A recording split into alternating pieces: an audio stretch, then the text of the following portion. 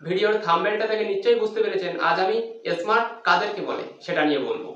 রাস্তায়, স্কুলে, কলেজে, সোশ্যাল মিডিয়ায় কারোর বাহ্যিক লুক দেখে আমরা তাকে স্মার্ট বলে থাকি। আমরা স্মার্ট বলতে যেটা মনে করি, যার দামি পোশাক থাকবে, যার হাতে বালা এবং মুখে একটা বেড়ি থাকবে, যার চুলগুলো স্টাইলে কাটা থাকবে, যার একটা বাইক থাকবে, ছেঁড়া কাটা প্যান্ট থাকবে, তারা স্মার্ট।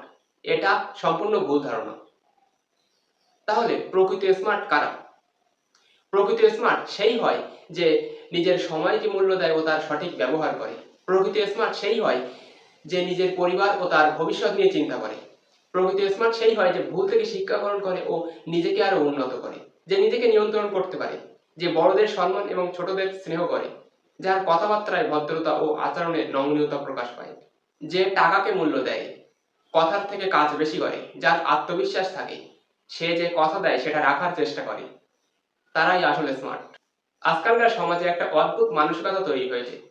যেসব বড়লোক বাবার ছেলেমেয়েরা অবাধে টাকা খরচ করে, অপ্রয়োজনীয় শো অফ করে এবং বাহ্যিক লুক দেখিয়ে অন্যকে ইমপ্রেস করার চেষ্টা করে, তাদেরকে আমরা হ্যান্ডসাম, স্টাইলিশ আর হাইফাই বলে থাকি। আর যে ছেলেটা পরিবারের দায়িত্ব কাঁধে নিয়ে প্রতিদিন পরিশ্রম করছে, নিজের শখকে চেপে রেখে, নিজের ইচ্ছাগুলোকে চেপে রেখে পরিবারের কথা ভাবছে, তাকে আমরা আনস্মার্ট এবং ব্যাকডেটেড বলে থাকি।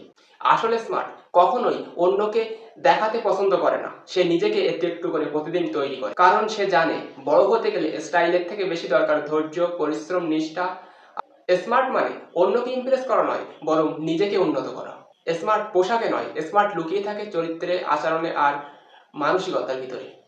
ভিড়ের সাথে চলা সহজ, কিন্তু সকল বাধা বিঘ্ন পেরিয়ে নিজের লক্ষ্যের প্রতি চলাই আসল স্মার্টনেস।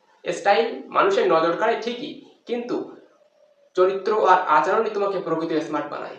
এখন আপনি স্মার্ট হতে চান নাকি স্মার্ট দেখাতে চান, কোনটা?